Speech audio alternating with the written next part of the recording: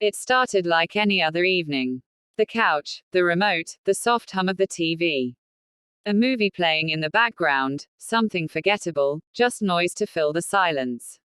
My husband was working late again, or maybe just avoiding home. Either way, I didn't ask. I had stopped asking a long time ago.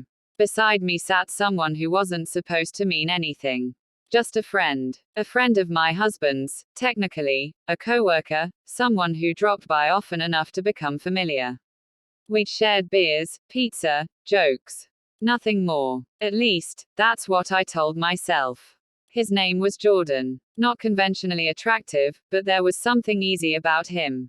He listened when I spoke, laughed at my sarcasm, and looked me in the eyes when I talked, as if I was still worth looking at.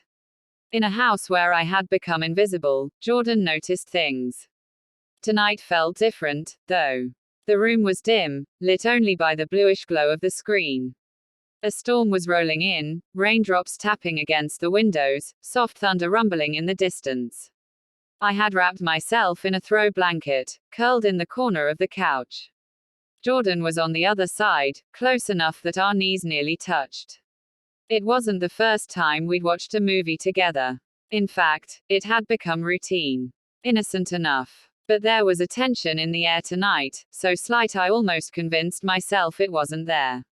Almost. I laughed at a line in the movie, and he chuckled too, turning slightly toward me.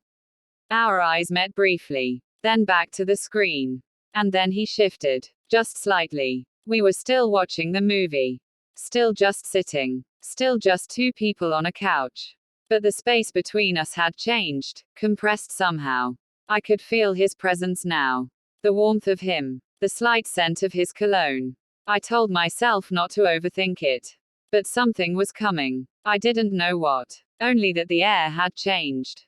The room felt quieter, heavier. My chest tightened, and I wasn't sure why. We'd sat like this before. We'd watched movies. We'd shared snacks, exchanged small talk. We'd laughed and rolled our eyes at the same scenes. But tonight, something was different. He hadn't said anything. Neither had I. There was no grand moment, no lead up. Just a pause in conversation, a lull in the movie, and a silence that said more than words ever could. I looked at the screen, but I wasn't watching it. I felt his arm rest on the cushion behind me. I felt the shift in his weight. Still, I didn't move.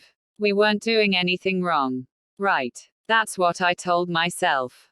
But as I sat there, breathing in the charged silence between us, I knew, this was the night everything would change.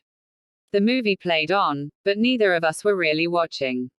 He shifted again, barely noticeable, unless you were paying attention. I was. His arm brushed mine as he leaned back into the couch, casual and slow, as if testing the waters without disturbing them. I told myself it was nothing.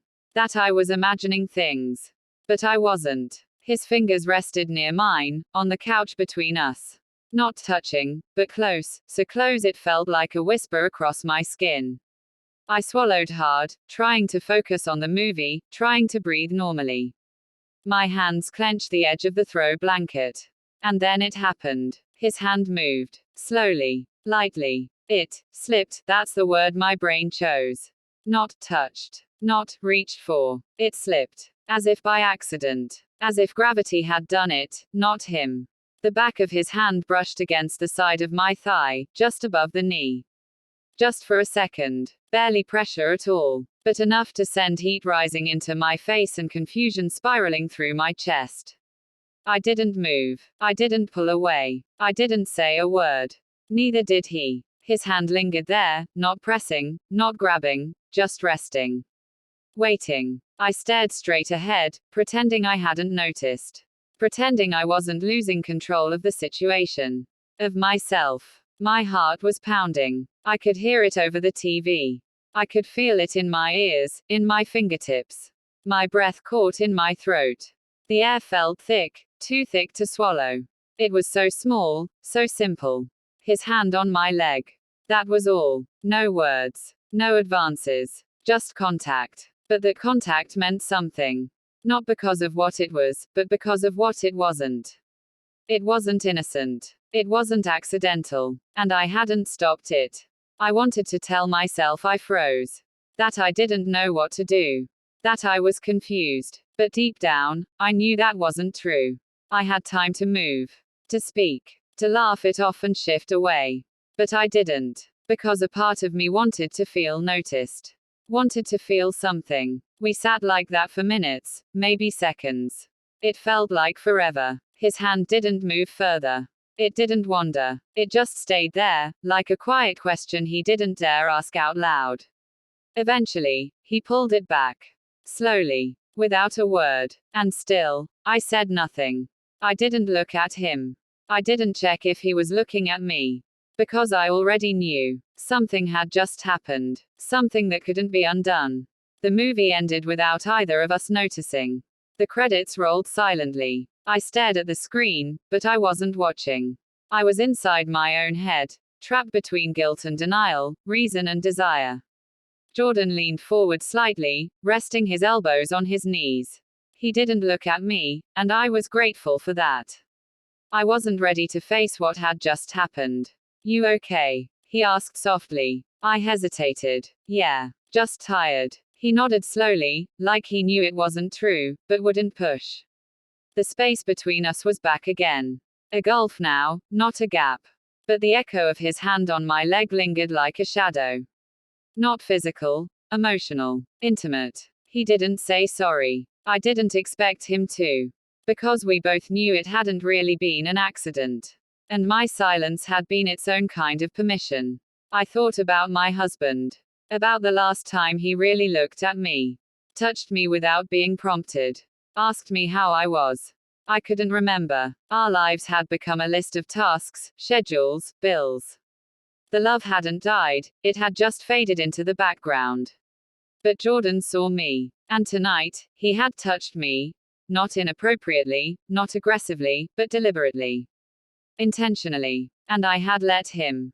I told myself I hadn't crossed a line. That nothing had happened. But something had. It wasn't about sex. It wasn't about the hand. It was about everything that hand represented. The part of me that longed to feel wanted. The part that missed being desired. And the worst part. A tiny voice in my head wished he'd gone further. Wished the moment hadn't ended. That scared me. I shifted away from him on the couch, needing space to breathe again. He noticed, of course, but didn't say anything. Good. I didn't want to talk about it. We sat in silence for a few more minutes. The rain had stopped outside. The storm had passed. But something inside me was still rumbling. I should go, he said finally, standing. Yeah, I replied, my voice barely a whisper. At the door, he paused. For a second, I thought he might say something, ask if I was okay, if we were okay. But he didn't. He just gave me a small nod and left. The door clicked shut behind him. And I stood there, staring at it, my heart full of questions I wasn't ready to answer. I hadn't cheated. Not really. But that didn't mean I was innocent. The house was quiet after he left. Too quiet. I walked to the kitchen, poured myself a glass of water, and stood there for a long time, just holding it.